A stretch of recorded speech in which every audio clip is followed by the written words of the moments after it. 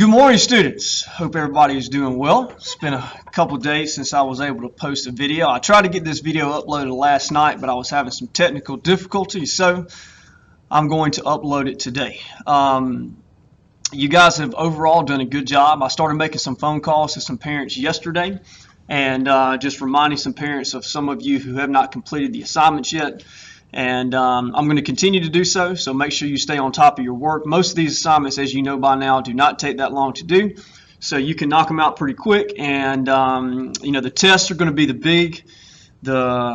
biggest part of the grade book, as they have been. So make sure you stay on top of the assignments, because that's going to make these tests very easy for you. So today, during this video, I'm going to do a quick review, basically go through the study guide that you're working on today, and make sure we cover all the content that's going to be in the test tomorrow. We're testing over Standard 20 tomorrow, and then we'll move into Standard 21 starting on Monday. So again, I explained this in the first video, but I just want to go ahead and make sure you understand what's going on here. You know, World War II is over with, and because of America's isolation, we were not directly impacted by battles other than Pearl Harbor. We were not directly impacted by battles on the home front. So American factories are still rolling. America still has great infrastructure and an expanding infrastructure with more highways and more roads and more railroads. Well, all of our big cities are becoming even more connected than they ever have been, which makes trade and transportation, domestic trade and transportation,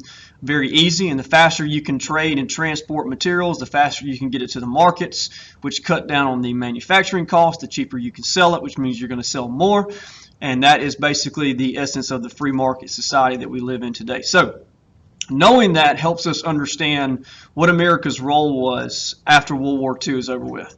You know, Europe, on the other hand, was completely annihilated, destroyed. France, Germany, Central Europe, in particular Britain, was destroyed by air raids. So a lot of those factories and roads and bridges were annihilated during World War II. So Europe was in need of some assistance. And as hopefully you learned by now, there were two countries that were trying to provide assistance in Europe.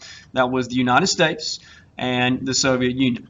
We talked about this in the first video, but this era in American history is defined by a competition between the United States and the Soviet Union. We were allies during World War II. Once World War II ended, and once the Soviet Union saw the power that America had with the atomic bombs, the Soviet Union really feared and came to fear the United States of America. And being that the Soviet Union was communist, which is directly polar opposite of democracy, the Soviet Union needed to create allies quick, fast, and in a hurry. So they began to do that in Eastern Europe. They began to spread their influence, back up small minority communist regimes in each of these individual Eastern European countries, and we start to see the sphere of communism begin to spread. It started in the Soviet Union, but all of a sudden they take over Eastern Europe. Then all of a sudden China becomes a communist nation, and we start to see it leak into the Korean Peninsula. So America had to do whatever it could to stop this spread of communism, and that is outlined in the Truman Doctrine, which is question number 1 on the study guide. So describe the Truman Doctrine. It was a policy of, what's the word? Containment. That became the new foreign policy for the United States of America. Now, containment is not eradication. We did not want to eradicate communism yet. We did not want to wipe it off the map. We wanted to contain it where it was. And in order to do that, we had to introduce and form democratic states to spread democracy into countries, because once democracy took hold, it would be there, and that would stop communism from spreading into those areas. So the Truman Doctrine was a world, if you want to put it in today's reference, the United States put a Facebook post or put an Instagram post that said, "We have your back," talking to the entire world. If communists are trying to take over your country, the United States will come and help you directly. And again, this completely changes America's foreign policy, where we used to stay isolated and stay neutral. Now we were getting involved in areas across on the other side of the world without being directly brought into it. And the whole idea here is to maintain American national security, because if we let communism take over all of Europe, take over all of Asia, it's only a matter of time before communists try to take over the United States of America. So Truman and the administration in America was trying to be proactive. If we can stop the spread of communism now, that will protect America in the future. So that is what that's what the Truman Doctrine was. The Truman Doctrine made America the worldwide protector from aggressive groups. And communism was very aggressive. Communism was new, and in order to make it, take hold in the country, they had to be very aggressive coming in and establishing communism. So the Truman Doctrine, American foreign policy of containment. We are going to contain communism. If communism tries to spread into another country, America is immediately going to come in and try to stop that spread. So America is now kind of a worldwide protector against the spread of communism. And that leads us also to the Marshall Plan. The Marshall Plan was invented by George C. Marshall, who was the Secretary of State for President Truman. And it was basically a European recovery plan where America was going to invest, and we ended up investing over $13 billion in Europe to help rebuild roads, to help rebuild factories, to jumpstart the European economies again. Now, again, looking at relative location, Western Europe is closer to the United States than Eastern Europe is, so we immediately went into Western Europe with France, with Great Britain, and all these Central and Western European countries, and we literally invested money in them because if we can get their economies jump-started again, we are basically creating allies for the United States of America, and we are creating markets for American manufactured goods. If we can get these economies jump-started again, they are wanting to spend money. And which country in the world in the 1950s still has the ability to mass produce goods and to sell them at low cost? That is the United States of America. So by investing money and helping rebuild the infrastructure and helping rebuild the economies of Western and Central Europe, we essentially are, number one, creating allies, and number two, creating markets for American manufactured goods, which is going to in turn help our economy. So those were the big outcomes of, or the big concepts of the Marshall Plan. The outcome of this was, if we, invest millions of dollars in a country, who are they going to be allies with? The United States of America. They are going to take our advice. We are going to establish democracies in these countries, and in turn, we're going to stop the spread of communism. So this was an indirect way to stop the spread of communism as well. Most of these foreign policy decisions during the 1950s can be described and rolled back to the policy of containment. The Marshall Plan, invest money, help rebuild economies, create allies, create democracies, stop the spread of communism. So, number 3, why did America enter the Korean War? That's just one of the great early examples of the policy of containment. China became communist. I'm kind of going over this brief here, but China became communist, and in doing so, they invaded the Korean Peninsula, and they tried to establish a communist regime in the Korean Peninsula. America backed South Korea. The Soviet Union and China backed North Korea. And again, we're going to contain. As soon as the communists take over North Korea, American troops came into South Korea to try to contain communism, to stop it from coming all the way into South Korea. And the outcome was the Korean War. And I've already talked about the Korean War in one of the videos, but communist China allied with North Korea, they invaded South Korea. American forces and South Korean forces drove the North Koreans all the way back to the northern border of North Korea, which intersects with China. And when we got there, the Chinese army as well as the North Korean army put up a major defense, stopped our invasion of North Korea, drove us back to midway down the peninsula.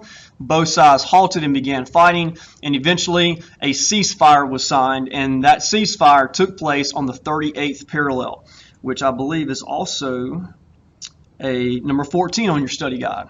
What is the significance of the 38th parallel to the Cold War? That became the boundary between North Korea and South Korea, and it was an outcome of containment. That is where we contained communism, and that ceasefire still exists today. There are armed troops on both sides that are still defending that boundary. So the 38th parallel is still relative to today's foreign policy in today's world. So, number 5, explain America's policy of containment during the Cold War. Again, that's very simple. Contain what? Communism. Not to eradicate, not to wipe off the planet, but to contain it where it was. In order to make something disappear, you must first stop the spread of it. Same thing with the coronavirus. Right now, the big thing is to contain the coronavirus where it is. Obviously, we want to eradicate the coronavirus, but before we eradicate it, before we make it disappear, we first must contain it. This is why we are not allowed to come to school. This is why a lot of cities are shutting down, so we must contain it first, and then we can work on making it disappear. Number 6, how did Senator Joseph McCarthy gain national attention during the 1950s? He falsely accused many people of being communists. Joseph McCarthy took advantage of pop culture. He took advantage of the world scenario, and there was a worldwide fear that Russian and Soviet Union spies had infiltrated all the major countries around the world, and he took advantage of that. And anybody who opposed him, he branded them a Soviet spy, branded them communist, and he gained national attention for this. And we're not going to go into detail about it, but McCarthyism is the basic outcome of this. The term McCarthyism is where you accuse people of doing something, and this terminology accuse people of being communists who not necessarily are communists. It's just a way of a smear tactic. If somebody gets branded a communist, you're going to decrease the amount of voters who are going to vote for him. Some people do not do a lot of research when it comes to who they're going to vote for, and some people are very gullible when they hear information. And I can give you several examples of this. We're not going to do this right now, but just know it's very important to research and come to your own conclusions. But especially in these time frames when the communication was not as spread as quickly as it is now, he had a national impact during this, but nothing really big ever came out of Joseph McCarthy's smear tactics and McCarthyism, but he did gain world or nation attention for branding people communists who were not necessarily communists. So, number 7, why was the National Interstate Highways and Defense Act passed? Now, this was an act where the government was going to invest a lot of money domestically inside the United States of America, and there were several reasons for this act. And number 1, we needed, like I mentioned earlier, we needed to increase trade and travel between our major cities. By the 1950s, we had our major cities, especially on the East Coast, like Boston and New York and Detroit, all these major cities. That is where the industry was condensed. That's where the manufactured goods were being made, and that's where a lot of the markets were focused. And in order to increase our economy and get people spending more money, it's important to be able to manufacture a good in this city and get it to the market in this city and vice versa. So it had an economic basis. The National Interstate Highways and Defense Act increased trade and travel from a logistics, a manufacturing logistics standpoint, increase the amount of goods getting to markets, increase spending. The more people spend in the economy, the better the economy does. So that was number 1. Number 2, the automobile was continuing to advance. We have new versions of the automobile increasing every day. People are wanting to travel more. People have the ability to travel more. So the more people travel, the more money they spend. You think when you go on a vacation, you are taking your money and you're spending that money in other areas around the United States of America or around the world, for that example. So if you increase the ability to move easily and to travel easily, you're going to entice people to travel and spend their money, which again helps the overall American economy. And with the fear of communism during the Cold War era, it was important for the United States as a whole to transport their troops from A to B quickly and efficiently. If all of a sudden the Soviet Union was going to try to invade our West Coast, it was very important to get soldiers on the East Coast to the West Coast quickly. And the best way to do that is have interstates where they can quickly get on the interstate and go right across the country and make sure we have the ability to defend our boundaries. And fun fact, that is why the Roman Empire became as powerful as it was a long time ago. Everywhere the Roman Empire went, guess what they built? Roads. And they had the ability to maneuver and transport their armies from A to B very quickly. So if somebody began to invade in the north, they had the ability using those roads to get armies up there to defend the empire. And that was a key reason why the Roman Empire is still discussed in world history. So that's just another example, a relative example we can bring into this. The easier that Americans can, both citizens and servicemen, can travel across the United States, the better off we are internally. Number 8, what was the outcome of Brown versus Board of Education? This is when schools were desegregated. Now, this was a federal, a law that was brought in and a decision made by the Supreme Court, and it took a while to be accepted by the American people, especially in the southern half of the country where we still see a lot of racial segregation taking place. And but it was a big step. As we talked about before, Plessy versus Ferguson, all the way back to Plessy versus Ferguson, when they say, the school segregation was not unconstitutional. That's what Plessy versus Ferguson decided. Brown versus Board of Education overturned that ruling by desegregating schools when the American government finally said, you know what, these schools are not equal. These facilities are not equal. So it was a big first step in desegregating education. And that was a big step in desegregating the United States and getting to racial equality. Because if you allow kids of young children of all races to grow up going to school together, and that becomes the social norm, and that is very important. So that is what Brown versus Board of Education did. Obviously, it especially in the southern half of the country where segregation was still part of the culture, there was a lot of resistance, but over time you add it to the civil rights movement, which we'll talk about in the next couple standards. We finally started to move our way to the racial equality that is found in the United States today. So a very big court case with Brown versus Board of Education. And they did a lot of studies of this. One of Truman's policies, and we'll talk about this. Let's go ahead and answer this one. Number 10, describe President Truman's integration policies. Truman was a president during war. He needed a lot of soldiers. He needed a lot of laborers to work in the factories. And with segregation going on in both of those sectors, it was decreasing the amount of labor that he had access to and soldiers that he had access to. So what did he do? He desegregated the armed forces. Before this, you would have black regiments and white regiments. After Truman's desegregation policies, now you have just regiments, both black and white men fighting in the same regiment. And they actually did some studies and found that both groups were they worked better together. They were more efficient when you put those two races together and work together versus being separate. So there was a lot of positive that came out of that. And with the armed forces, you also see federally contracted jobs, such as the military factories, the military manufacturing. All of these were desegregated, so you could have both black and white men working in the same factory. And again, these elements, along with Brown versus Board of Education, were big first steps in the mid-1900s to get America to the racial equality that we see today.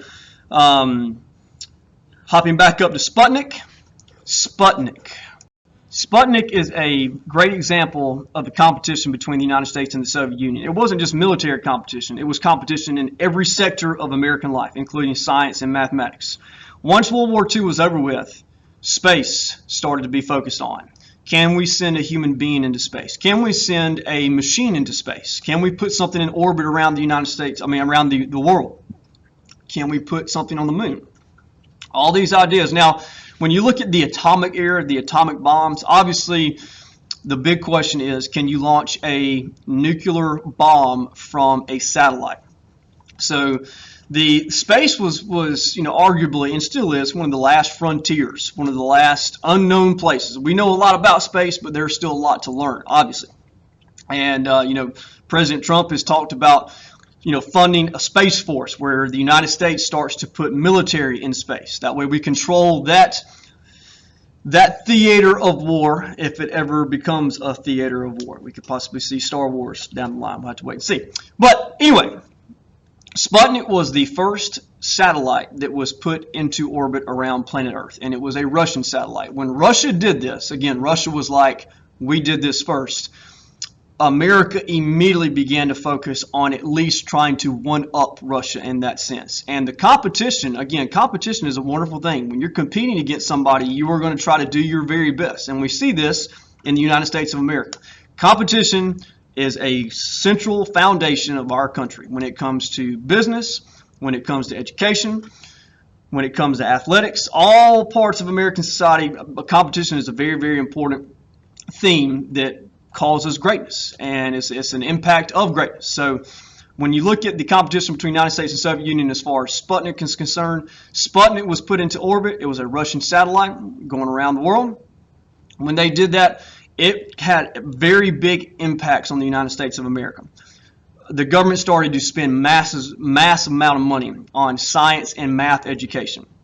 And it caused this new generation of scientists and engineers to start looking at space as a way that they can, create a career out of. And this is when you see the American science sector really begin to explode. NASA was formed.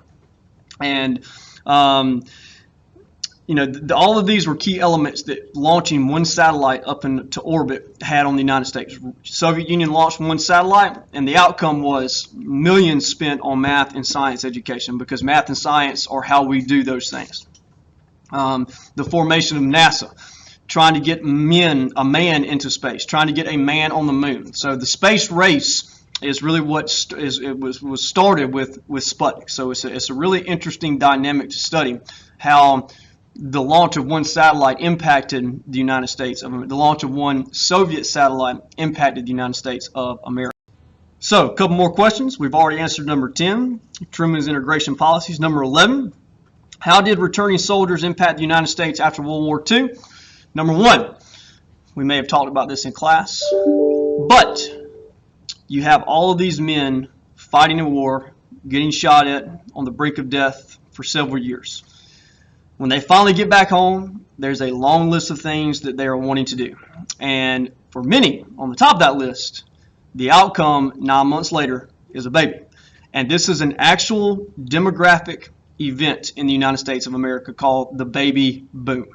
Many are saying that there will be a coronavirus boom 9 months from now, with everybody being shut down, many people being shut down at work, and husbands and wives being in the same house all day long. They say that 9 months from now, in the future, there's going to be a actual boom on the natural increase rate of our population in the United States of America. But there's a generation of people that are still alive today that are called baby boomers. Your grandparents are, your grandparents could be baby boomers. You need to ask them about it. It's a pretty unique demographic population event in the United States of America. New houses. A lot of these soldiers came home. They were paid fighting in World War II. They didn't have the ability to spend a lot of money because they were fighting in World War II. And they came home, and you have the GI Bill, which we'll talk a little bit more about in a minute, that offered low interest loans, and the interest is key. You don't pay a lot of money to get these loans. Low interest loans for homes, for houses, and to start businesses. So this is when we see the suburbs begin to explode. Cities are where a lot of jobs are concentrated. So if you were looking for a job, statistically speaking, your best choice in doing so is getting close to a city. And many people, if you have the opportunity, you don't want to live right there in the city because it's loud, it's noisy, it's busy. You want to live around the outskirts of the city where you have a little bit more room. And that's where the suburbs really began to explode. There's a lot of elements here. You have the interstates, which made it very easy to live outside of the cities and transport in and out of the cities. Augusta is a good example. Interstate runs right through Augusta. I'm sure a lot of your parents work in Augusta, and they live out in Harlem. They do that because the interstate is a very easy way to get from Harlem to Augusta and vice versa. So we see the growth and the explosion of the suburbs on America, which is when you look at an impact, as an infrastructure impact. So, and then with all these new houses, you need new appliances. You need washing machines. You need dryers. You need ovens. All of these things have to be manufactured. So all of a sudden there's a demand and a need for more appliances. That means factories are going to be increasing their manufacturing, which means they're going to need more workers, which means they're going to hire more workers, more people making money, more people spending money. And this whole era we see and especially in comparison with the Great Depression, we finally see the economy start to go up again, which is very, very important. So that's, there are others. The VA was also formed to help soldiers coming back home transition back into American society. So there's a lot of things that were a lot of domestic impacts of all of these millions of soldiers coming back home after fighting in World War II. And we just talked about number 12, the GI Bill of Rights. The two big elements there is it allowed soldiers to get low interest loans for houses, made it very easy to get houses, get a loan to buy a house, which means you're going to see more people buying houses, meaning more people need appliances, so on and so forth, and low interest rates for starting businesses.